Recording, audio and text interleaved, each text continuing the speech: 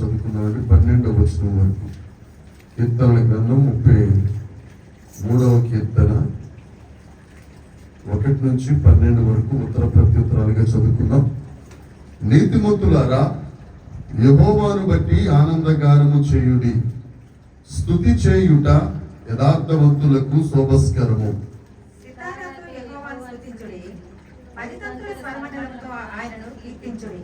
ఆయనను గూర్చి నూతన కీర్తన పాడుడి, ఉత్సాహధ్వనితో ఇంపుగా వాయించుడి.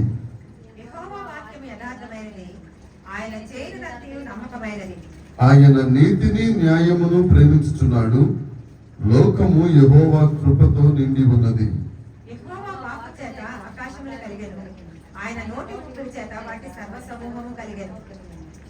సముద్ర జలములను రాశిగా కూర్చువాడు ఆయనే, అగాధ జలములను కొట్లలో కూర్చువాడు ఆయనే.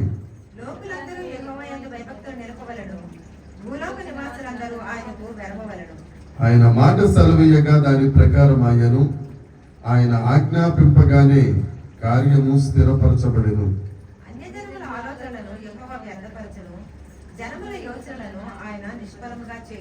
యెహోవా ఆలోచన సదాకాలము నిలుచును, ఆయన సంకల్పములు తరతరములకు ఉండును. ఆయన తనకు స్వాస్యముగా ఏర్పరచుకుని జనులు ధన్యులు. దేవుడి వాక్యం మనందరి వెనుకల్లో దీవించి ఆశీర్వదించి ఫలభరితము చేయను గాక. కూర్చున్నాం. దేవునికి స్తోత్రం. హల్లెలూయా. కీర్తనల గ్రంథం 33వ కీర్తన 1వ వచనం. నీతిమంతులారా, యెహోవాను బట్టి ఆనందగానము చేయుడి, స్తుతి చేయుట యథార్థవంతులకు శోభస్కరము. దేవునికి స్తోత్రం. ఇది దావీదు గారు రాసిన కీర్తన. దైవ ధ్యానం. కీర్తనలు మొత్తం 5 స్కందాలు ఉంటాయి, 5 భాగాలు. అందులో మొదటి భాగం 1వ కీర్తన దగ్గర నుంచి 41వ కీర్తన వరకు. అయితే దీంట్లో 5 భాగాలలో లేనిది ఈ ఒక్క భాగంలోనే ఉంటుంది. ఏంటి అంటే జత కీర్తనలు కొన్ని ఉన్నాయి. 1వ కీర్తన, 2వ కీర్తన. అది ఎవరు రాశారో తెలియదు. మీరు ఒకసారి చూస్తే దాని తల మీద ఏం ఉండదు. దుష్టుల ఆలోచన చొప్పున నడవక, పాపుల మాట అని కంటిన్యూ అయిపోతుంది అంతే. 2వ కీర్తన వచ్చేసరికి అన్య జనులు ఏల గల్లత్తు చేయుచున్నారు అనేది ఉంటుంది తప్ప ఎవరు రాశారు అనేది ఉండదు. అదే విధంగా 10వ కీర్తన తర్వాత ఈ 39వ కీర్తనకి 10వ కీర్తనకి పైన ఏముండదు. ఒకసారి చూద్దాం. 9వ కీర్తన, 10వ కీర్తన. కీర్తన గ్రంథం 9వ కీర్తన, 10వ కీర్తన. 9వ కీర్తన కంటిన్యూషనే 10వ కీర్తన. ఏమండి? తర్వాత 32వ కీర్తన కంటిన్యూషనే 33వ కీర్తన. అయితే ఈ కీర్తనలో కొన్ని నేర్చుకోవాల్సిన విషయాలు ఏంటంటే 30వ కీర్తనలో దేవుని యొక్క దయ గురించి ఉంటుంది. 32వ కీర్తన. 33వ కీర్తన దేవుని యొక్క ఘనత గురించి ఉంటుంది. ఘనత మొదటిది. 32వ కీర్తన దేవుని యొక్క దయ అయితే 33వ కీర్తన దేవుని యొక్క ఘనత గురించి. 32వ కీర్తన దేవుని కృప గురించి ఉంటే 33వ కీర్తన దేవుని యొక్క గొప్పతనం గురించి ఉంటుంది. 32వ కీర్తన దేవుని కృప గురించి ఉంటే 33వ కీర్తన దేవుని యొక్క కృప. 32వ కీర్తన విమోచన గురించి ఉంటే 33వ కీర్తన ఆయన సృష్టికర్త అని తెలియజేస్తుంది. ఈ 2 తేడాలు తప్పితే 32వ కీర్తన కంటిన్యూషనే, తరువాయి భాగమే 33వ కీర్తన. అయితే 32వ కీర్తనలో పాప క్షమాపణ గురించి ఉంటుంది. మొదటి వచనం చదువుతాం. 32వ కీర్తన. తన అతిక్రమములకు పరిహారము నొందినవాడు, తన పాపములకు ప్రాయశ్చిత్తము నొందినవాడు ధన్యుడు. తర్వాత యెహోవా చేత నిర్దోషి అని ఎంచబడిన వాడు, ఆత్మలో కపటము లేనివాడు ధన్యుడు. 4వ వచనం. బరువుగా ఉన్నది నా సారము వేసవి కాలమున ఎండినట్టాయను, నా దోషమును కప్పుకొనక నీ ఎదుట నా పాపమును. ఈ కీర్తన అంతా అలాగే ఉంటుంది. ఎప్పటి వరకు? 11వ వచనం వరకు. 11వ వచనంలో ఏముంటుంది? నీతిమంతులారా, యెహోవాను బట్టి సంతోషించుడి, ఉల్లసించుడి, యథార్థవంతులారా మీరందరూ ఆనందగానము చేయుడి అని 11వ వచనంలో రాసి 33వ వచనం 33వ అధ్యాయం కీర్తన 1వ వచనంలో నీతిమంతులారా యెహోవాను బట్టి ఆనందగానం. దాని కొనసాగింపే 33వ కీర్తన. అయితే ఎవరు నీతిమంతులుగా ఉంటారు? ఇప్పుడు మనం చదువుకున్న 32వ కీర్తన 1-2 వచనాలు. తన అతిక్రమములకు పరిహారం నొందినవాడు, ఆత్మలో కపటము లేనివాడు, దోషములను కప్పుకొనక ఒప్పుకొనివాడు, వీరు నీతిమంతులుగా ఉంటారు. వీరు దేవుని యందు యెహోవాను బట్టి ఆనందగానము చేస్తారు. 100వ కీర్తన 3వ వచనం 4వ వచనం చూసుకుంటే, కీర్తనల గ్రంథము 100వ కీర్తన 3వ వచనం 4వ వచనం. యెహోవాయే దేవుడని తెలుసుకొనుడి, ఆయనే మనలను పుట్టించెను, మనము ఆయన వారము, ఆయన ప్రజలము, ఆయన మేపు గొర్రెలము. ఎవరైతే నీతిమంతులుగా ఉంటారో దేవుని ప్రజలుగా ఉంటారు, దేవుని చేత మేపబడిన వారిగా ఉంటారు. అది ఈ 33వ కీర్తన యొక్క సారాంశం. అయితే ఈ 33వ కీర్తనలో 1వ వచనం 2వ వచనం 3వ వచనం దేవుణ్ణి స్తుతించటం గురించి ఉంటుంది. మొదటి వచనం మనం ఆల్రెడీ చదువుకున్నాం. నీతిమంతులారా యెహోవాను బట్టి ఆనందగానము చేయుటి, స్తుతి చేయుట యథార్థవంతులకు శోభస్కరము. అది ఎలా చేయాలట? 2వ వచనం, సితారాతో యెహోవాను స్తుతించుడి, 10 తంతుల స్వరమండలములతో ఆయనను కీర్తించుడి. వాయిద్యాలతో దేవుణ్ణి మహిమపరచాలి. పాత నిబంధనలో వాయిద్యాలుండే మహిమపరిచేవారు. క్రొత్త నిబంధనలో కూడా వాయిద్యాలు వాయించుచు ఇంకొకటి ఏంటి అని అంటే ఆత్మతో సత్యముతో దేవుణ్ణి మనం కీర్తించాలి, ఆరాధించాలి. మనం ఏదో పైకి పాట పాడతా లోపల హృదయాంతరంగాలు దూరంగా ఉంటే దేవుడు దానిని మెచ్చడు. గాని యోహాను సువార్త 4వ అధ్యాయంలో సమరయ స్త్రీతో దేవుడు చెప్తారు, ఆరాధించువారు ఆత్మతోను సత్యముతో. ఎందుకంటే దేవుడు ఆత్మ గనుక ఆయనను ఆత్మతో ఆరాధించాలి. 3వ వచనం చూద్దాం. ఆయనను గూర్చి నూతన కీర్తన పాడుడి, ఉత్సాహ ధ్వనితో ఇంపుగా వాయించుడి. కొత్త పాట పాడాలి. ఎందుకు అని అంటే హబక్కు గ్రంథంలో ఉంటుంది, సంవత్సరములు గతించుచుండగా ఆయన కృప నూతన పరచబడతా ఉంటుంది. అనుదినము విలాపవాక్యాలు, అనుదినము ఆయన వాత్సల్యత నూతన పరచబడతా ఉంటుంది. మనం ఎప్పటికప్పుడు నూతన దినంలోనికి మనం వచ్చినప్పుడు, నూతన గడియల్లోనికి వచ్చినప్పుడు, నూతన అనుభవాల్లోనికి మనం వచ్చినప్పుడు మనం దేవుడి గురించి నూతన కీర్తన పాడేవారిగా ఉండాలి. ఆ నూతన కీర్తన పాడుతున్నప్పుడు దేవుని యొక్క వాత్సల్యం కూడా నూతనంగా అనిపిస్తుంది, ఫ్రెష్నెస్. 40వ కీర్తన, ఈ నూతన కీర్తన గురించి 7 మాటలు ఉంటాయండి. ఒక్కొక్క మాట. 1 33వ కీర్తన 3వ వచనం ఉంటుంది. ఏమని? ఆయనను గూర్చి నూతన కీర్తన పాడుడి. 40వ కీర్తన 3వ వచనం. కీర్తనల గ్రంథం 43వ కీర్తన 3వ వచనం. బయలుదేరు చేయము, త్రోవ చూపును, తోడుకొని వచ్చును,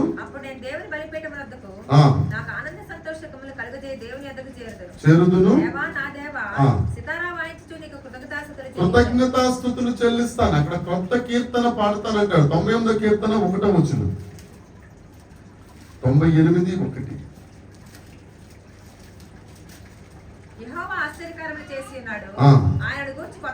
కొత్త కీర్తన పాడతాను. 96వ కీర్తన 1వ వచనం. యెహోవా మీద కొత్త కీర్తన పాడుడి. 144వ కీర్తన 9వ వచనం కూడా చూద్దాం. కీర్తన గ్రంథం 144:9. దేవా నిన్ను గూర్చి నేను ఒక కొత్త కీర్తన పాడతాను. ఆ పక్కనే ఉంటుంది 149:1లో కూడా కొత్త కీర్తన. ఎన్నిసార్లు ఉందంటే మనం కొత్త కీర్తన పాడేవారిగా ఉండాలి. ఇది కీర్తనలోనే కాదు, యెషయా ప్రవక్త కూడా ఒక మాట అంటాడు. 42వ అధ్యాయం 10వ వచనం.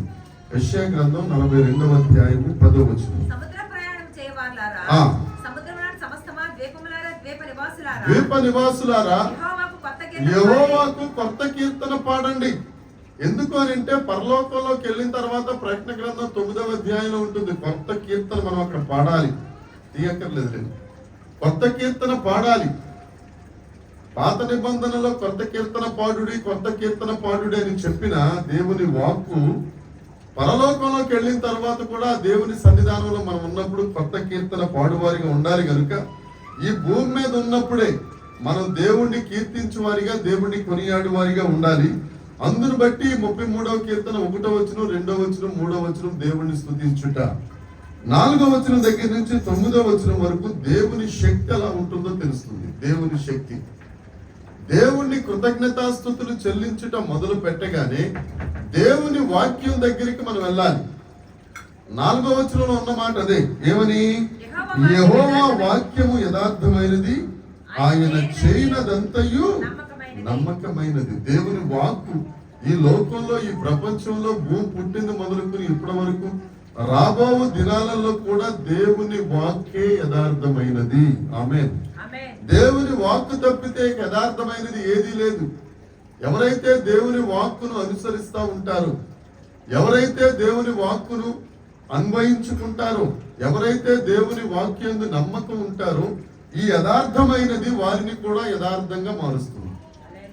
దేవుని వాక్కు యథార్థమైనదిగా మారుస్తుంది. ఇప్పుడు సినిమాలు చూసామనుకో, మనం కూడా ఎలాగుంటాం? ఆ సినిమా వాళ్ళలాగా కాస్తంత స్టైల్ గా ఉండాలని అనుకుంటాం, లేకపోతే వాళ్ళ వస్త్రధారణ మనం ఫాలో అవ్వాలని అనుకుంటాం. అదే వాక్యాన్ని చదువుతున్నాం అనుకో, వాక్యంలో ఉన్న దేవుని భయభక్తులు, వాక్యంలో ఉన్న దేవుని యథార్థత, వాక్యంలో ఉన్న దేవుని యొక్క నమ్మకత్వం మనం కూడా రోజు రోజుకు, దినాన్ని కూడా మనం వాక్యం చెప్పుకున్నాం. గొప్ప సాక్షి సమూహము మనలను ఆవరించి ఉన్నందున వాళ్ళందరూ ఏం చెప్తారు మనకి? బాబు విశ్వాసంలో తగ్గిపోతున్నావేమో, నా విశ్వాసాన్ని చూడు, నేను పడ్డ కష్టానికి నువ్వు ఇప్పుడు పడుతున్న కష్టానికి చాలా వ్యత్యాసం ఉంది. హేబెల్ గారు చెప్పింది అదే కదా. మీ అన్నదమ్ములు నిన్ను ఏమీ చేయకపోవచ్చు, నీ కుటుంబ సభ్యులు నిన్ను ఏమీ చేయకపోవచ్చు, కానీ మా అన్న నన్ను చంపేశాడు రా, నా విశ్వాసాన్ని బట్టి నువ్వు పురికొల్పబడు అని బైబిల్ గారు చెప్తారు. అబ్రహాం గారు చెప్తారు, 25 సంవత్సరాలు నేను దేవునితో నడిచాను, ఎప్పుడో 75వ సంవత్సరంలో దేవుడు నాకు ప్రమాణం చేశాడు, నీకు ఒక సంతానం ఇస్తాను, ఆకాశం వంగు చూడు, నక్షత్రాల్లో చేసేస్తాను, ఇసుకరేణి చూడు, అలా చేసేస్తానని చెప్పాడు. కనీసం ఒక బిడ్డ కూడా లేడు నాకు. నన్ను చూసి విశ్వాసం గురించి నేర్చుకొని ఆయన చెప్తాడు. ఎవరికి వారు 11వ అధ్యాయంలో ఉన్న విశ్వాసులందరూ మనకి విశ్వాసం గురించి నేర్పిస్తూ ఉంటారు. అలాగే వాక్యాన్ని చదివితే వాక్యంలో ఉన్న యథార్థత తర్వాత మాట ఉంటుంది, ఆయన చేయనదంతయు నమ్మకమైనది. ఆయన వాక్కు యథార్థం, ఆయన చేసేది నమ్మకమైనది, ఆయన నీతిని న్యాయమును ప్రేమిస్తాడు. ఆమేన్.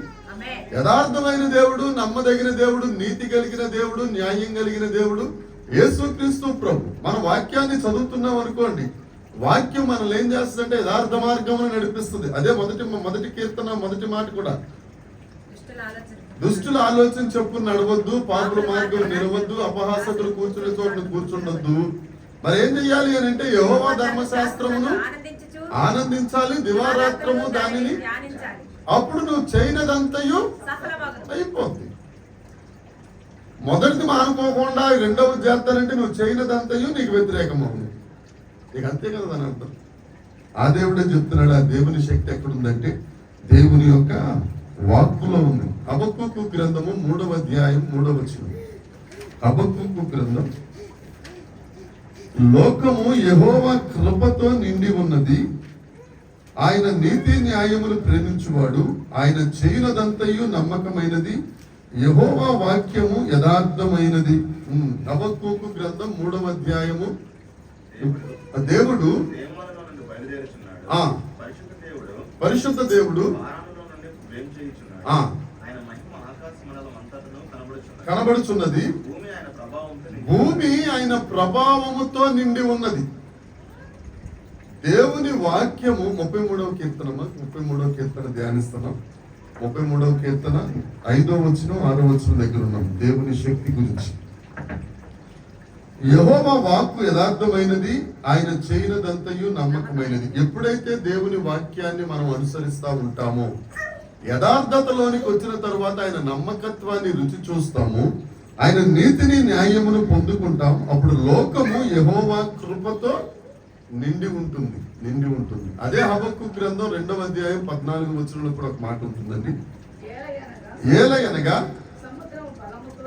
సముద్రము జలములతో నిండి ఉన్నట్టు యెహోవా మహత్యంతో నిండి ఉంది. భూమి అంతా కృపతో నిండి ఉంది. భూమి మహత్యంతో నిండి ఉంది. భూమి జ్ఞానంతో నిండి ఉంది. ఇదంతా మనకి తెలియాలి అని అంటే మనం దేవుని వాక్యాన్ని చదవాలి, దేవుని వాక్యాన్ని నమ్మాలి, ఆయన నీతి న్యాయములను అనుసరించాలి. ఇప్పుడు ఒక సామెత ఉంది కదా, పచ్చకామెలోడికి లోకం అంతా ఎలా కనబడుతుంది? కనబడుతుంది. మన లోకంలో చెడుతనాన్ని అంతా చూస్తాం. మన చెడ్డోళం అయితే మన హృదయం చెడ్డదైతే మన కన్ను చెడ్డదవుతుంది, మన నోరు చెడ్డదవుతుంది, మన చెవి చెడ్డదవుతుంది, మన టోటల్ బాడీయే చెడ్డదవుతుంది. అప్పుడు చూస్తున్నదంతా ఎలా కనపడుతుంది? చెడ్డగానే కనపడుతుంది. నువ్వు దేవుని వాక్యాన్ని చదువుతా ఉంటే యథార్థత కనపడుతుంది, నమ్మకత్వం కనపడుతుంది, నీతి కనపడుతుంది, న్యాయం కనపడుతుంది. అప్పుడు లోకమంతా కృపతో నిండి ఉన్నట్టు, లోకమంతా దేవుని జ్ఞానంతో నిండి ఉన్నట్టు, లోకమంతా దేవుని మహత్యముతో నిండి ఉన్నట్టు. మూడు అదే కదండి, ఆయన మహత్తుతో నిండి ఉన్నట్టు, ప్రభావంతో నిండి ఉన్నట్టుగా మనకు కనపడుతుంది. దేన్ని చూసినా దేవుని యొక్క ఔన్నత్యం దాంట్లో మనం చూడగలుగుతాం. ఎప్పుడు అని అంటే వాక్యాన్ని తప్పక మనం చదువుతున్నప్పుడు, వాక్యాన్ని మనం నమ్మినప్పుడు, ఆ నీతి న్యాయములను మనం అనుసరించినప్పుడు ఆయన కృపను చూడగలుగుతాం. అంతవరకు ఆ కృప మన కళ్ళ ముందే కనపడతా ఉంటుంది, కానీ మనకు తెలియదు. దేవుని వాక్యాన్ని చదువుట అంత ముఖ్యమైనది. 6వ వచనం, యెహోవా వాక్కు చేత, ఆయన నోటి ఊపిరి చేత వాటి సర్వ సమూహము కలిగారు. ఈ 33వ కీర్తన గురించి మొదటి 3 వచనాలు కృతజ్ఞతాస్తుతి గురించి చెప్తే, తర్వాత 4వ వచనం దగ్గర నుంచి 9వ వచనం వరకు దేవుని యొక్క శక్తి, వాక్యంలో ఉన్న శక్తి గురించి ఇప్పుడు మనం నేర్చుకున్నాం. ఆయన మాటలో ఉన్న శక్తి ఏంటట? యెహోవా వాక్కు చేత ఆకాశములు. ఆదికాండం 1వ అధ్యాయం 1-2 వచనాలు అదే కదా. దేవుడు కలుగమని చెప్పగా, పలుకగా. అప్పుడు దాకా భూమి అంతా ఎలా ఉందట? శూన్యంగా ఉంది, నిరాకారంగా ఉంది, చీకటి ఉంది, అగాధం ఉంది. ఈ 4 కమ్మేసి ఎప్పుడైతే దేవుడు మాట్లాడాడో వెలుగు కలిగింది, చీకటి పోయింది, నిరాకారానికి ఆకారం వచ్చేసింది, అగాధము పూడ్చబడింది. అవునా కదండి? దేవుని కృప. ఆయన అంటాడు, యెహోవా వాక్కు చేత ఆకాశములు కలిగెను, వాటి సర్వ సమూహము. అంటే ఇప్పుడు మన జీవితాల్లో ఏదైనా శూన్యం ఉంది అని అంటే దేవుడు తప్పక మాట్లాడతాడు. ఎప్పుడు మాట్లాడతాడు? 1, 2, 3 వచనాల ప్రకారం దేవుణ్ణి మనం స్తుతించినప్పుడు, 4, 5 ప్రకారం యథార్థమైన ఆయన మాట మనం విన్నప్పుడు, నమ్మదగిన మాటను మనం నమ్మినప్పుడు, నీతిని న్యాయమును అనుసరించి నడిచినప్పుడు మనకు కృప కనపడుతుంది, ఆయన ప్రభావం కనపడుతుంది, ఆయన జ్ఞానం కనపడుతుంది. అప్పుడు ఆయన పలుకుతాడు, సురేష్ నీ జీవితంలో ఈ కార్యము జరుగునుగాక. ఇవేమీ లేకుండా ప్రభువా నన్ను ఆశీర్వదించాయి, నన్ను దీవించాయి, నా సరిహద్దులు విశాలపరిచాయి అని అంటే దేవుడు వెయిట్ చేస్తుంటాడు. ఎందుకు ఆలస్యం అవుతుంది?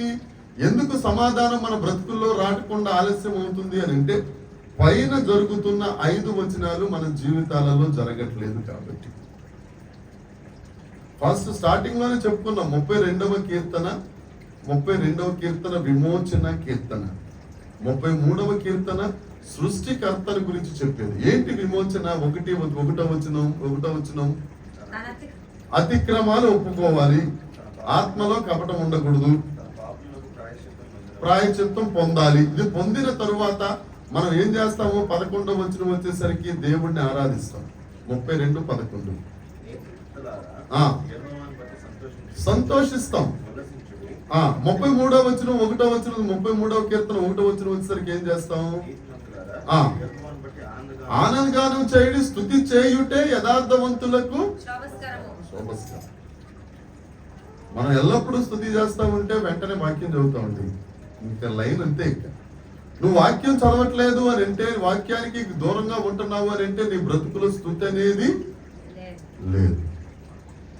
కాబట్టి ఏం చేద్దాం? యథార్థమైన వాక్కు, నమ్మకమైన వాక్కు, నీతి కలిగిన వాక్కు, న్యాయం కలిగిన వాక్కు, మన కృప చూడాలి, దేవుని ప్రభావం చూడాలి, దేవుని జ్ఞానం చూడాలి అని అంటే వాక్యం చదవాలి. వాక్యం చదవాలంటే మొదట దేవుణ్ణి స్తుతించాలి. తర్వాత సముద్ర జలములను రాశిగా కూర్చువాడు ఆయనే, అగాధ జలములను కొట్లలో కూర్చువాడు ఆయనే. ఆయనే. దేవునికి స్తోత్రం. అదే ఆదికాండం 1వ అధ్యాయం 9వ వచనంలో చూస్తే తెలుస్తుంది. పై జలములను పై జలములు, కింద జలములను కింది జలములు వేరుపరచగా పైన ఆకాశంలోకి నీళ్ళు వెళ్ళిపోయి భూమి కిందకి నీళ్ళు వెళ్ళిపోయి భూమి అనేది కనబడేది. ఆరిన నేలే భూమి. దేవుడు ఒక వాక్కు చెప్పాడంతే. ఏమని? జలములారా పై జలాలు పైకి వెళ్ళండి, కింద జలాలు కిందకి వెళ్ళండి, భూమి ఏర్పడును గాక అంటే ఆరిన నేల. ఇప్పుడు మనం దేవుడిని స్తుతిస్తూ వాక్యాన్ని యథార్థంగా నమ్మి, వాక్యమును నీతి న్యాయములు కలిగిన దేవుని మాటను నమ్మి, ఆ కృపను, ఆ ప్రభావాన్ని, ఆ మహత్యాన్ని, ఆ జ్ఞానాన్ని మనం చూసినప్పుడు దేవుడు మన బ్రతుకులలో ఆజ్ఞాపిస్తాడు. ఏమని? శూన్యం పోవునుగాక, అగాధం తొలగిపోవునుగాక, చీకటి వెలుగవునుగాక, నిరాకారం ఆకారం పొందునుగాక అని ఆకాశంలో నిర్మించిన దేవుడు మన జీవితాల్లో ఆజ్ఞాపిస్తాడు. తర్వాత 7వ వచనం వచ్చేసరికి సముద్ర జలములారా కూర్చోండి, మీ కష్టాలన్నీ పోవాలి అని దేవుని వాక్కు మన బ్రతుకుల్లోనికి వెళ్ళడం. ఇవేమీ లేకుండా అప్పుడు మీరు ఒకటి అడగాలి. ఏమండి? ఆదికాండం 1వ అధ్యాయంలో చీకటి ఉంది, నిరాకారం ఉంది, తర్వాత అగాధం ఉంది, ఇవన్నీ ఉన్నాయి కదండి, మరి దేవుడు చెప్తే కలిగింది కదా అని ఒకసారి రండి. ఆదికాండం 1వ అధ్యాయం 1వ వచనం. ఆది యందు దేవుడు భూమి ఆకాశములను సృజించెను. తర్వాత భూమి నిరాకారముగా ఉండెను, కమ్మి ఉండెను. ఏంటంట? దేవుని ఆత్మ జలముల పైన ఉంది. జలముల పైన ఉంది.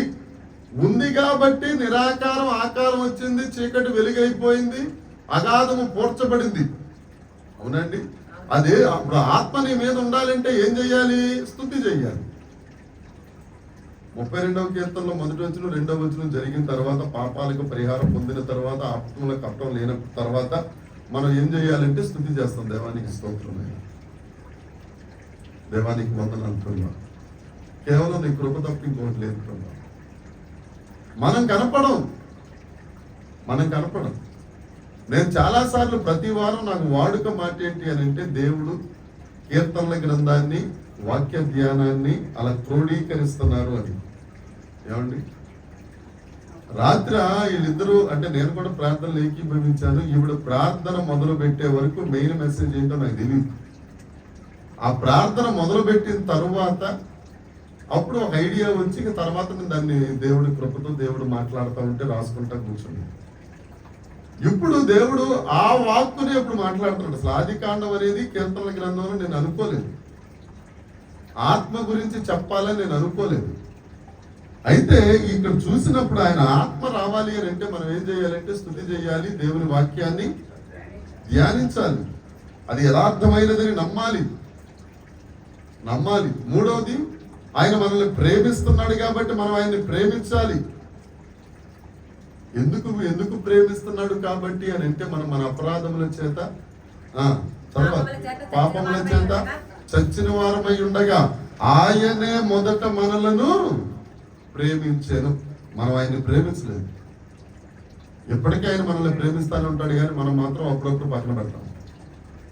కానీ నువ్వు కంటిన్యూస్ గా దేవుడిని ప్రేమించడం మొదలు పెట్టినట్లయితే దేవుడు నిన్ను విడిచిపెట్టాడు. అప్పుడు అంటాడు, నేను నిన్ను అనాథగా. మనం ఏమంటాం? నీ దారి నీదే ప్రభువా, నా దారి నాదే, కానీ నువ్వు మాత్రం నన్ను అనాథగా అని అంటాం. ఆయన ఏమంటావు చూస్తాడు, ఎంత అలాగా సరేలేదు. ఈ రోజు ఒక మాట నేర్చుకుందాం 33వ కీర్తన ద్వారా. ఆయన స్తుతిద్దాం. ఎందుకంటే స్తుతి చేయుట యథార్థవంతులకు శోభస్కరము, మేలు. ఆ స్తుతి వెంటనే యెహోవా వాక్కు యథార్థమైనది. ఇవన్నీ అయిపోయిన తర్వాత దేవుడు వాక్కు చేత ఆకాశములను కలుగజేసెను, సముద్రములను రాశిగా కూర్చువాడు ఆయనే, సముద్రములను కొట్లలో కూర్చువాడు ఆయనే. మనం చేస్తా ఉంటే ఇవన్నీ మనం ఫాలో అయిపోతా ఉంటాయి. అదే కదా యేసుక్రీస్తు ప్రభు కొండ మీద చెప్పింది కూడా. మొదట దేవుని నీతిని, దేవుని రాజ్యాన్ని వెతకండి, అప్పుడు మీకేం కావాలో అంతవరకు ఏం అనుకుంటారట? ఏం తిందుమా అని చింతిస్తారు, ఏం త్రాగుతామా అని చింతిస్తారు, ఏం ధరించుకుంటామా అని చింతిస్తారు. మీరు చింతించవలసిన అవసరం లేదు. నీతిని, రాజ్యాన్ని వెతకండి. నీతి అంటే ఆయన నమ్ముకోవటం. ఆయన రాజ్యం అంటే ఆయన స్తుతి చేయటం. దేవుని రాజ్యం అనగా ఏమి? నీతి, సమాధానము, పరిశుద్ధాత్మయందలి ఆనందం. రోమపత్రికలో ఉంటుంది. దేవుని రాజ్యం అంటే నీతి, సమాధానం, ఆనందం. ఆ పరిశుద్ధాత్మల ఆనందం వస్తే ఏం చేస్తుంది? దావీదు వల్లెనే నాట్యమాడి, ఆయన నాట్యం చేసినట్టుగా మనం నాట్యం చేస్తాం. అంతేగాని అదేంటిది బెత్లెహేములో సందడి అని ఎక్కడ పడితే అక్కడ డాన్స్ వేసి, అది అర్థం పర్థం లేని డాన్స్. ఎవరేమనుకున్నా పర్లేదండి, బెత్లెహేములో సందడి ఏముంటుందండి? బాధ ఉంటే మన గుండెల్లోకి యేసుక్రీస్తు ప్రభు వస్తే ఆ సందడి. అప్పుడు అది నీ ముఖంలోనే కనిపిస్తూ ఉంటుంది. అప్పుడు రంగేసుకోవాల్సిన అవసరం లేదు. మీరు ఎప్పుడన్నా బెత్లెహేములో సందడి పాట పాడిన చూసారు? వాళ్ళు ఏ రంగు ఎక్కడ వేసేసుకుంటారు. కానీ దేవుని యందు స్తుతి చేయటం ముందు శోభస్కరం అయితే మనం ఏమి వేసుకోవక్కర్లా. దేవుడి ఆనందం, దేవుని యొక్క ప్రకాశం అనేది మన ముఖాల్లో కనిపిస్తూ ఉంటుంది. దేవునికి స్తోత్రం. 8వ వచనం చదువుతాం. లోకులందరూ, తప్పదిక లోకులందరూ, ఊపురున్న ప్రతి ఒక్కడు ఎవరి యందు? దేవుని యందు భయభక్తులు. యెషయా గ్రంథము 8వ అధ్యాయము 10వ వచనం. ఎందుకు లోకులందరూ భయభక్తులు కలిగి ఉండాలి?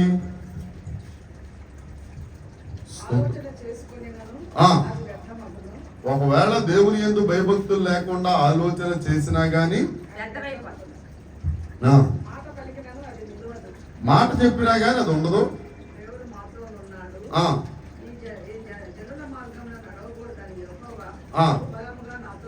చాలు. ఎందుకు దేవుని యందు మనం భయభక్తులు కలిగి ఉండాలి అని అంటే, మనం ఏం చేసినా గానీ అది బూడిదలో పోసిన పన్నీరు అయిపోతుంది. దేవుని యందు భయభక్తులు కలిగి ఉండి ఆయన చెప్పింది మనం చేస్తున్నాం అనుకోండి, ఆయన వాక్కు స్థిరంగా ఉంటుంది. అవునా కదండి?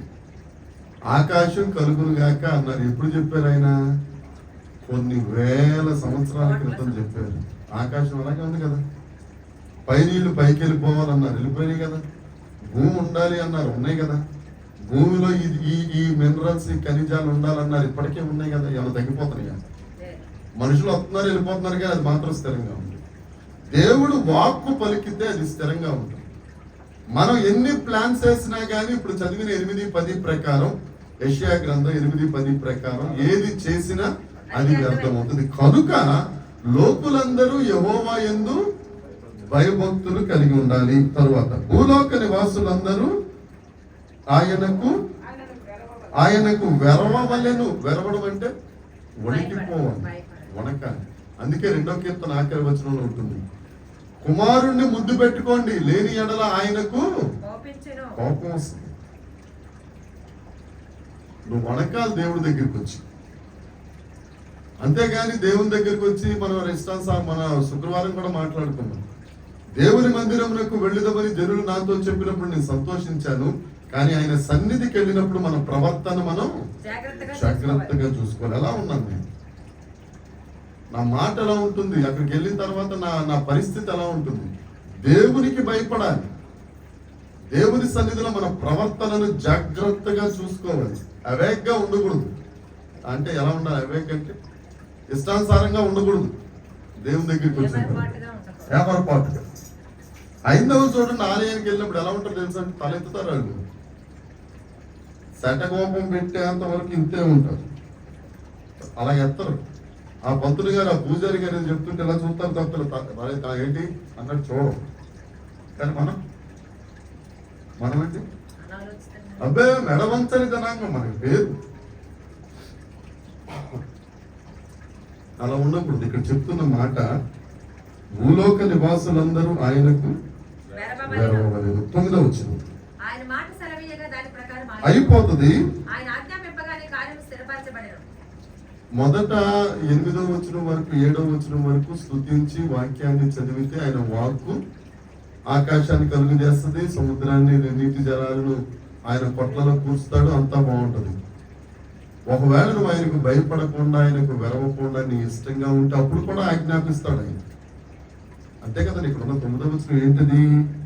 9వ వచనం, ఆయన మాట సెలవీయగా దాని ప్రకారం ఆయన ఆజ్ఞాపింపగానే కార్యము ఉంటుంది. దేవుడు చెప్పాడు, ఆజ్ఞాతిక్రమము పాపము.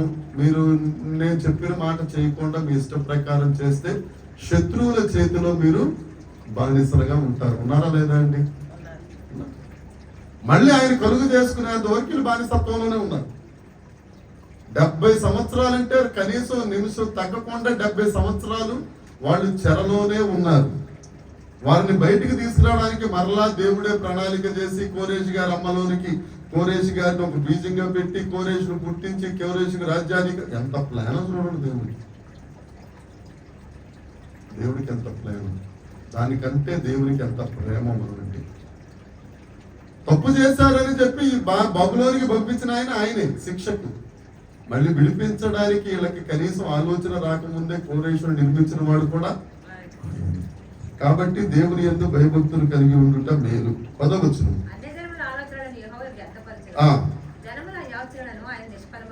మన గురించి ఎంతమంది ఏం ఆలోచించుకున్నా గానీ మనం దేవుణ్ణి స్తుతించే వారిగా ఉంటే 1వ వచనం ప్రకారం, 4వ వచనం ప్రకారం, 5వ వచనం ప్రకారం ఆయన వాక్యములు యథార్థమైనదిగా, నమ్మదగినదిగా, నీతి కలిగినదిగా, న్యాయం కలిగినదిగా మనం నమ్మగలిగితే, ఆ కృపను మనం చూడగలిగితే, ఆయన ప్రభావాన్ని మనం చూడగలిగితే, ఆయన మహత్యాన్ని మనం చూడగలిగితే, ఆయన యొక్క ప్రభావాన్ని మనం చూడగలిగితే దేవుడు మనల్ని ఆశీర్వదిస్తూ ఉంటారు. మనల్ని అంతకంతకు అత్యధిక అభివృద్ధిలోనికి వెళ్తా ఉంటాం. మనం వెళ్తా ఉన్నప్పుడు మన చుట్టుపక్కల వాళ్ళందరూ ఏం చేస్తుంటారట, మనల్ని చూసి ఏడుస్తూ ఉంటారు. ఇది సహజమే. ఎక్కడికి వెళ్ళా కానీ పచ్చగా ఉన్నాము అని అంటే నరుని ఘోషకు నాపరాయి కూడా పగిలిపోతుంది. అందుకే మీరు ఎప్పుడన్నా ఆటోలు వెనకాల చూసారో లేదు, నరఘోష నీకొక నమస్కారము అని రాసి ఉంటుంది. తర్వాత నన్ను చూసి ఏడవద్దురా, ఎందుకు ఏడుస్తాం, మనకి ఏం బాధ ఆయన చూసేటానికి. ఉంటారు ఏడ్చేవాళ్ళు కొంతమంది ఉంటారు. ఎంతమంది మనల్ని చూసి ఏడుస్తున్నా యేసు రక్తమే జయం. ఈ వచనం మాత్రం మనకు ధైర్యాన్ని ఇచ్చేస్తుంది. ఏంటంటే అది మన గురించి ఎన్నో ప్లాన్లు చేస్తుంటారు.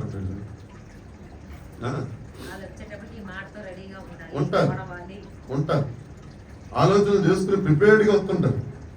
వచ్చేసరికి ఒక మాట వచ్చేద్దనే టైంకి వాళ్ళకి ఏదో ఒకటి జరుగుతుంది, మాట ఇటు పోతుందో తెలియదు. తర్వాత జనముల యోచనలను ఆయన చేస్తాడు. 11వ వచనం జాగ్రత్తగా ఉన్నాం. యెహోవా మన పట్ల దేవునికంటూ ఒక ప్లాన్ ఉంది. ఎప్పుడు ఉంటుంది అది? ఎప్పటి నుంచి ఉంది? ఆదికాండం 1వ అధ్యాయం 1వ వచనం దగ్గర నుంచి మన గురించి దేవునికి ఒక ఆలోచన ఉంది. వీళ్ళు ఇలా ఉండాలి, వీళ్ళు ఇలా ఉండాలి, వీళ్ళు ఇలా ఉండాలి ఆలోచన ఉంది. ఒకసారి మళ్ళా చదువుతాం. యెహోవా ఆలోచన సదాకాలం, అంటే అప్పటి నుంచి, ఎప్పటి నుంచి? భూమి పునాదులు వేయబడక ముందు నుంచి ఆలోచన చేసి 2024 మే నెల 5వ తారీఖు కూడా అది ఇంకా. అందుకని రాణి ఎస్తేర్ అమ్మకి ఎన్ని తంటాలు పడ్డా, ఎన్ని కష్టాలు వచ్చినా, నువ్వు రక్తం గడ్డకట్టకపోయినా, ఏమవ్వకపోయినా దేవుడు సుఖప్రసవం ఇచ్చి ఆడపిల్లకి జన్మనిచ్చేసాడు. దేవుడికి అది యెహోవా ఆలోచన సదాకాలం నిలిచి ఉన్నటువంటి. ఎప్పుడు చూసాడట ఈయన? రాణి ఎస్తేర్ ఎక్కడో తణుకు నుంచి విజయవాడ రావాలి, హన్నా ప్రార్థన వారి కొరకు ప్రార్థన చేయాలి. వారి సొంత పెట్టలాగా ఎప్పుడు రాత్రి 1 గంటకండి కౌరు 12 గంటల 10 నిమిషాలు పుడితే 12 ఫోన్ ఏమని, ఆడపిల్ల పుట్టింది. అది దేవునికి ఇష్టం. ఈ ఆలోచన ఎప్పుడుది? జగత్ పునాది వేయబడక ముందు. అందుకని ఇర్మియా ప్రవక్త అంటాడు, ఇర్మియా గ్రంథము 29వ అధ్యాయము 11వ వచనం. ఇర్మియా గ్రంథం, నేను మిమ్మల్ని గూర్చి ఉద్దేశించిన సంగతులు నాకు తెలుసు. ఆయన మన గురించి అనాలోచితంగా ఆలోచన చేయలేదండి. దీన్ని బట్టి నేను మీ గురించి ఏమనుకున్నానో అవి నేను తెలిసే మాట్లాడుతున్నాను. రాబో కాలంలో మీకు నిరీక్షణ కలగాలని సమాధానకరమైన ఆలోచనలే. చప్పట్లు కొడదాం దేవునికి స్తోత్రం కలుగునుగా. మన గురించి దేవుడు ఆలోచించిన ఆలోచనలు మనకు ఆశీర్వాదకరమైన ఆలోచనలే. వసంత చెల్లమ్మ, ఏం ఆలోచనలు? ఆశీర్వాదకరమైనయే. కొన్ని జరుగుతూ ఉంటాయి. మన విశ్వాస యాత్రలో కొన్ని జరుగుతూ ఉంటాయి. కానీ మన గురి ఏంటంటే ఈ వాక్యం గుర్తు రావాలి. ఇలా జరుగుతుందా? ఏమైనా కానీ దేవుని ఆలోచన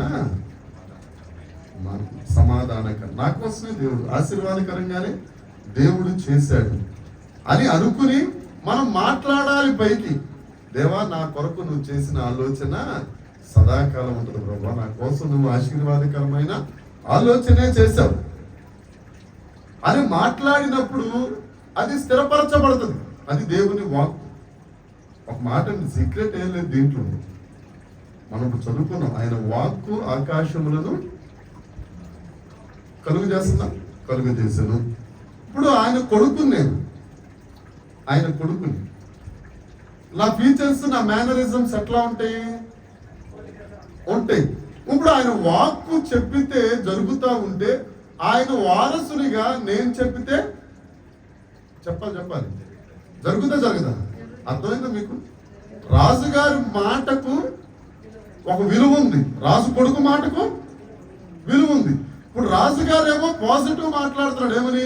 వీరి ఆలోచన సదాకాలం ఉండాలి, సమాధానకరంగా ఉండాలి, వీరి ఆశీర్వాదకరంగా ఉండాలని పెద్ద ఆయన మాట్లాడుతున్నాడు. యువరాజు వచ్చి చిచ్చి నాకు ఇలా జరుగుతుంది, నా బతికిలాగైపోతుంది అని అంటే ఆయన పాజిటివ్ మాట్లాడుతున్నాడు, కొడుకేమో నెగిటివ్ మాట్లాడుతున్నాడు. Plus minus. ఎందుకు కరగట్లేదు మన బతుకుల్లో కార్యాలు అని అంటే, మన నోట నుండి వచ్చేయన్ని నెగిటివ్ వర్డ్స్, దేవుని నోట నుండి వచ్చేయన్ని పాజిటివ్ వర్డ్స్. నువ్వు ఆయన కొడుకుగా కూతురుగా నువ్వేం చేయాలి? నిజమైన కొడుకు, నిజమైన కూతురు, రాజుగారు కొడుకు ఒకవేళ యుద్ధం వచ్చి యుద్ధంలో ఓడిపోతున్నా కానీ ఆ పౌరుషం పోదండి. మీకు బాగా అర్థం అవ్వాలంటే ఒకటే మాట, తాసుకోం పిల్ల బుసుకోవటం మానేద్దా ఏమండి? దానికి ఒక తెలియనప్పుడు కూడా దాని దగ్గరికి వెళ్ళి చిచ్చి బుజ్జి అని అంటే ముద్దిస్తున్నాడు లేరా అని ఊరుకుంటుందండి, బుస్సాడు. అరే సాతానుకు సంబంధమైన అదే అంత కోపం వస్తే, యూదాగోత్రపు సింహపు పిల్లలు మనం పాజిటివ్ ప్రాణం పోతున్నా గానీ యేసు రక్తం షడ్రక్ మెషక్ బెదిరిగో ఏమన్నారండి? రక్షించుటకు మా నాన్న సమర్థుడు, ఒకవేళ రక్షించకపోయినా నెబుకద్నెజరు నీ ఫోటోకు మాత్రం మేము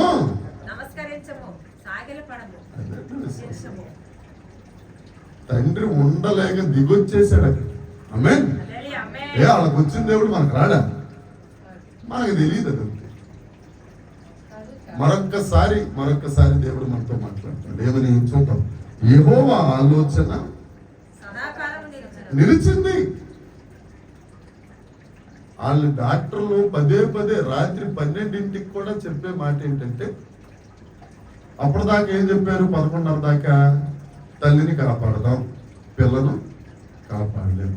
12ంటి నుంచి ఏం చెప్పారు? ఇద్దరినే కాపాడలేము. దేవుడు ఏం చేశాడు? 12:10కి ఇద్దరిని కాపాడు. హల్లెలూయా. అది యేసు రక్తం జయం. ఆయన ఆలోచన సదాకాలం నిలుస్తుంది.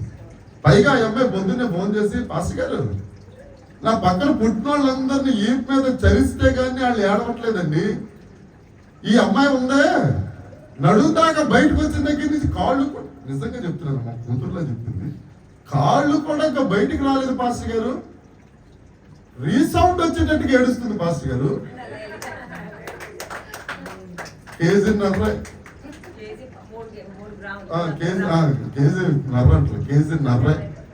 గోల చేసిందట. అందరిని కొడితే కానీ గోల చేయదు. ఇదే మాట, యెహోవా వాక్కు, యెహోవా ఆలోచన, దానికి తగ్గట్టుగా మనం ఉండాలి. దేవుడు ఆశీర్వదిస్తాడు. సురేష్, యేసయ్య దేవాలయం సరిహద్దులు విశాలపరచబడతాయి. రాత్రి అంతా ప్రార్థన చేశారు. 2 గంటలు ఇంచుమించుగా, 1:10, 1:15. బావా రావు తండ్రి రావాలయ్యా, వెళ్ళిపోయిన వాళ్ళు వచ్చేయాలయ్యా, వచ్చేపట్లే రావడం మానేసి. అప్పుడు మనకి ఎలా ఉంటుంది? కాస్త అంతా నిరాశ వస్తుంది. కానీ దేవుడు ఏమంటాడు? నా ఆలోచన దేవుడికి స్తోత్రం. ఆయన సంకల్పములు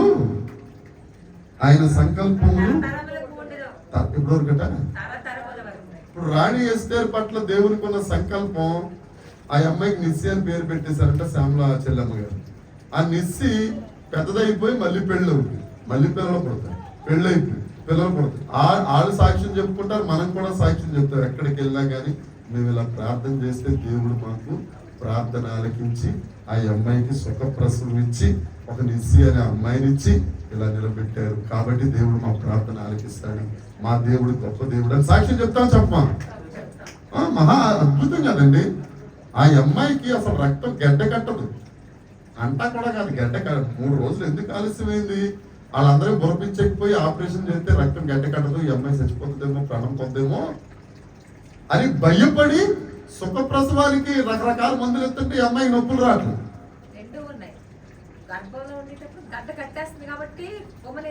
తగ్గిపోతుంది. ఏమండి వీటన్నిటినీ చేసి దేవుడు ఏం చేశాడు? రాత్రి 12ంటికి పుసుక్కుని నొప్పులు రావడం, 12 పనికి ఆ అమ్మాయి బయటికి రావడం. హల్లెలూయా.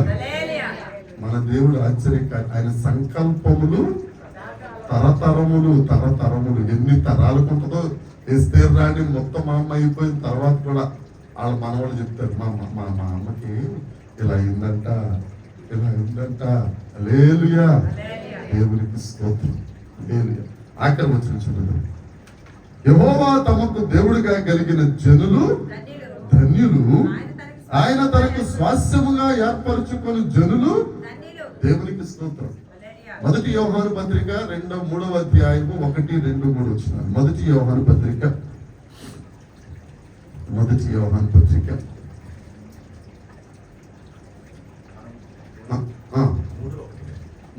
2 చదువు. మనము దేవుని పిల్లలము, యెహోవా దేవుడిగా కలిగిన జనులు ధన్యులు. మనము దేవుని పిల్లలని పిలువబడినట్లు తండ్రి మనకి ఎలాంటి ప్రేమ ఇచ్చాడో చూడండి. ఎరుగదు, దేవుణ్ణి తెలియలేదు కాబట్టి మన బలం ఏంటో వాళ్ళకి తెలియట్లేదండి. మనం ఎవరి పిల్లలం? దేవుని పిల్లలం. వాళ్ళు ఏమనుకుంటారు? వీళ్ళ దేవుడు సిలువలో చచ్చిపోయాడురా, వీళ్ళ దేవుడు సిలువలో నుంచి బయటికే రాలేదు, ఆయన చేతగానుడు, వీళ్ళు కూడా చేతగానుడురా అని అనుకుంటారు. ఎందుకని? ఆయన ఏంటో వీళ్ళకి తెలియలేదా? ప్రియులారా,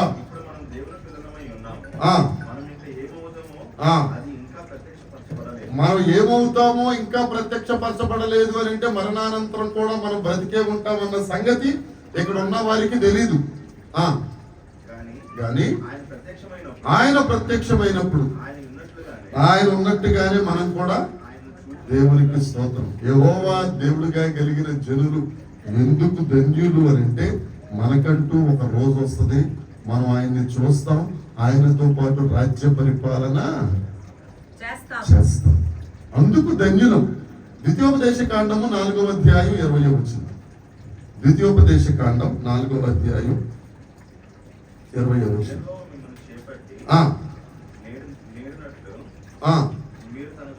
యెహోవా మిమ్ములను చేపట్టి నేడు ఉన్నట్లు చదవండి. ఎలాగండి? స్వకీయ జనం. స్వకీయ జనం అంటే సొంత ప్రజలు. సొంత ప్రజలు కొద్దిగా లోపలికి వెళ్తే ఎముక నెంటిన మాంసము, ఎముక లేకుండా ఉండలేదు, మాంసం లేకుండా ఎముక ఉండలేదు. అర్థమైందా మీకు? ఎందుకంటే ఈ మాట దినవృత్తాంతాల్లో, సమూయేల్లో, రాజులు ఎక్కువగా ఉంటుంది. ఇజ్రాయేలీలు దావీదు దగ్గరికి వచ్చి, దావీదా నీ ఎముక నెంటిన వారము అని అంటే నీ సొంత మాంసం మేము. నువ్వు ఎముక అయితే మేము మాంసం. ఇప్పుడు దేవుడు ఎముక అయితే మనము స్వకీయ జనం, మనము ధన్యులము. దేవునికి స్తోత్రం. హల్లెలూయా. మాంసం ఫ్రెష్ గా ఉండాలంటే ఎముక నెట్టుండాలి. ఎందుకంటే ఎముకలో రక్తమును తయారు చేసే మ్యారో, అది లాగుతాం కదా, ఏంటది? మూలుగు. మూలుగు అది లాగుతాం కదా. నాకు మూలిగి వాళ్ళందరికీ వేసరికి నాకు వేయలేదు పాస్టర్ గారు. ఆ మూలుగా రక్తాన్ని తయారు చేస్తుంది. ఆ రక్తం వలన మాంసం చెప్పాలండి, ఒక మంచి మాట ఉందండి, చెప్పాలండి. ఫ్రెష్ గా ఉంటది, బలంగా ఉంటది. ఆ రక్తాన్ని తయారు చేసిన ఆయన యేసు ప్రభు మనకి రక్తాన్ని ఇస్తున్నాడు కాబట్టి రక్తాన్ని ఇచ్చాడు కాబట్టి ఆయన మాంసమైన మనం ఫ్రెష్గా ఉంటాం, ఆయన మాంసమైన మనం బలంగా ఉంటాం. దేవునికి స్తోత్రం కలుగుగాక. ప్రభు వల్లలో చెయ్యేస్తున్నాం మనం. ఆ మూలుగా నంటిన మాంసానం మనం ఏమండి, ఆ రక్తం వలన మనకు శక్తి వస్తుంది, ఆ మాంసం వలన మనకు బలం వస్తుంది. అప్పుడు యెహోవా దేవుడిగా కలిగిన జనులు ధన్యులు. ఆయన తనకు స్వాస్థ్యముగా, అదే ద్వితీయోపదేశకాండం 32వ అధ్యాయం 9వ వచనం ఒకసారి చూద్దాం. స్తోత్రం. ఎరా జై అరుస్తున్నాం. ఏమండి, యెహోవా వంతు ఆయన జనమే. అంటే యెహోవా వంతు ఎవరి జనము? దేవుడి జనమే. అంతేనండి. ఇప్పుడు మనం చదువుకున్నది ఏంటి? యెహోవా దేవుడిగా కలిగిన జనులు ధన్యులు. ఇప్పుడు మనం ఎవరి వంతు? మనము దేవుని వంతు. పాత రోజుల్లో ఒక మేకను 10 కుటుంబాలు ఒక మేకను తీసుకుని పండక్కి దాన్ని రకరకాలుగా వంతులు వేసుకునేవారు. ఇప్పుడు మనం ఎవరి వంతుకి వెళ్ళాము? దేవుని వంతుకు. అందుకని వాక్యం చెప్తుంది, యెహోవా దేవుడిగా కలిగిన జనులు ధన్యులు, ఆయనకు స్వాస్థ్యముగా. చదవాలి.